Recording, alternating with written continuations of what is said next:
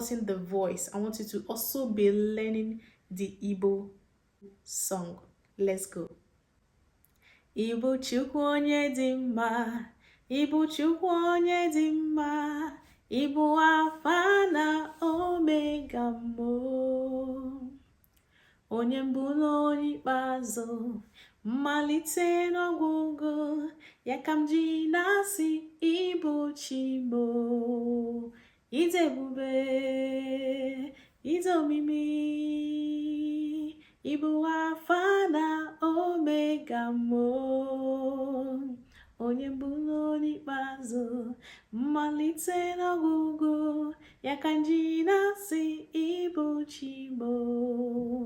Igbo Chukwu onye dị mma, Igbo Chukwu onye dị mma, Igbo Alpha na Omega mo. Onye mbụ na onye ikpeazụ.